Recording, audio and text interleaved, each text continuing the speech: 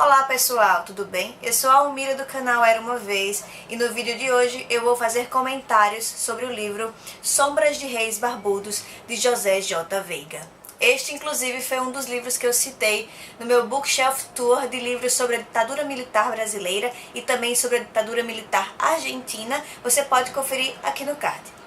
O José J. Veiga foi um escritor goiano e ele escreveu esse livro em 1972. E a edição que eu tenho aqui comigo é a edição da Companhia das Letras. O autor é um dos representantes do realismo fantástico e através da sua combinação entre o insólito e o real, ele vai fazer uma alegoria ao regime militar brasileiro, mas não só a ele, também a outros regimes militares e tirânicos ao redor do mundo.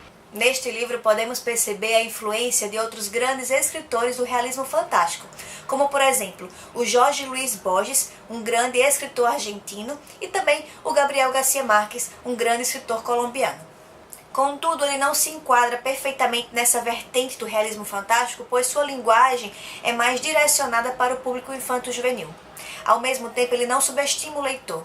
Esse livro ele tem várias camadas, então um leitor mais inexperiente pode achar fácil a leitura do livro e não conseguir perceber as sutilezas das analogias. Eu, por outro lado, de certa forma, em vários momentos do livro me senti burra, pois não consegui perceber de forma clara a que ele estava se referindo, se aquilo insólito relatado tinha alguma relação com o real ou não. É de certa forma também um romance de formação, pois o nosso personagem principal, o Lucas, quem narra a história, ele vai nos contar o que acontece desde os seus 11 anos de idade até o presente momento, em que a gente estima que ele tem 16 ou 17 anos. A sua mãe pede para ele que conte de forma livre a história, sem ter medo de que alguém vá ler. É, de certa forma, uma estratégia dela para que ele permaneça mais tempo dentro de casa e assim não corra risco na rua. E então, como um personagem em primeira pessoa, nós não conseguimos delinear muito bem o que acontece. Nós só sabemos o que o Lucas sabe. E como no início da história ele ainda é uma criança, ele não consegue captar as sutilezas dos adultos, quais são as reais intenções e o que realmente está por trás da história. O seu pai acaba apoiando o seu tio na construção de uma companhia na cidade, chamada Companhia Melhoramentos de Itaitara. No início, todos estavam felizes com a inauguração da companhia, que representava o progresso e a modernidade. Contudo, algumas coisas não vão bem nessa companhia, e depois de um certo momento, o tio do rapaz, o tio do Lucas, ele é expulso da companhia e é obrigado a fugir da cidade. Ele tem medo do que vai acontecer com a sua família, pois quem assume o poder na empresa é oposição a seu tio. E o seu pai era apoiador. Mas, de certa forma, o seu pai vira casaca e se transforma em um fiscal da companhia. E esse fiscal, ele é responsável por delatar as pessoas que estão contra a companhia. Ele tem um caderninho em que ele anota quem fez, o que fez tal coisa, e assim ele delata para os seus superiores. Muros são construídos nas cidades e as pessoas não têm mais o livre direito de ir e vir. Começam a aparecer pessoas passando necessidade, mulheres com seus filhos, procurando respostas e justiça para os seus maridos.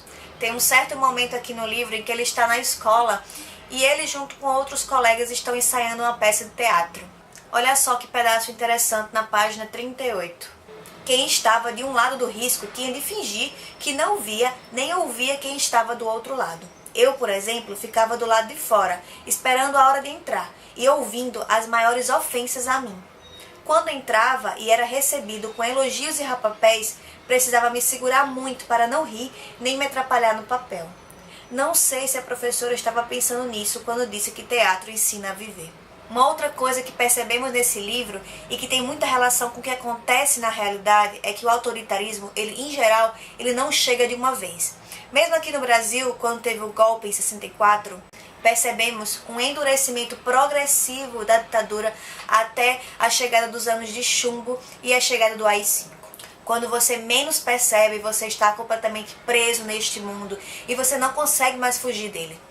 E se você se importa muito com spoilers, então você pode fechar agora o vídeo, porque eu vou comentar quais foram as minhas interpretações sobre alguns fatos insólitos aqui presentes. Sobre que analogias eu consegui fazer desses fatos com a vida real, o que aconteceu na ditadura militar. E eu não posso dizer que essa minha analogia é a verdade, uma vez que esse livro, ele apesar de parecer simples, ele é muito complexo a ponto de incentivar em inúmeras teses de mestrado e doutorado. Na minha concepção, a firma representa o governo do Brasil e o Baltazar é o Jango que teve que ser exilado. O pai do Lucas, enquanto fiscal, pertenceria ao DOPS, que seria a instituição responsável por delatar as pessoas ao regime. Os muros representam o afastamento, o isolamento das pessoas dentro dessa sociedade, sem saber quem poderia delatar uma ou outra atividade suspeita da pessoa. A proibição às lunetas e binóculos seriam a censura à imprensa, que impediriam que as pessoas olhassem os urubus que estão descritos aqui no livro e que, na minha concepção, seriam pessoas opositoras ao regime. Pessoas que tentaram se aproximar da população, mas que foram rechaçadas pelo regime.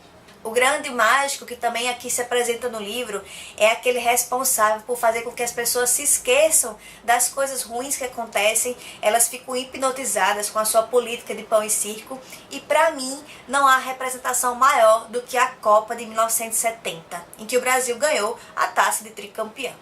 E por fim, quem são as pessoas voadoras no livro? Eu me permiti 2 questionamentos. Seriam as pessoas que fugiam, as pessoas que se exilavam, ou aquelas pessoas que fugiam de outras formas, como por exemplo, através da literatura ou através de suas próprias mentes, como uma fuga à realidade. Eu gostaria muito que vocês lessem esse livro e pudessem fazer essa reflexão comigo, discutissem comigo o que vocês acham, se realmente tem algum fundamento essas analogias que eu fiz, ou se você tem outra interpretação também. É um livro curto, ele tem cerca de 140 páginas, a linguagem é super simples, a sua densidade não reside na linguagem, mas em todas as possíveis interpretações que esse livro tem. E se você gostou da indicação de livro, por favor, deixe seu joinha, se inscreve no canal e compartilha com os amigos. Obrigada!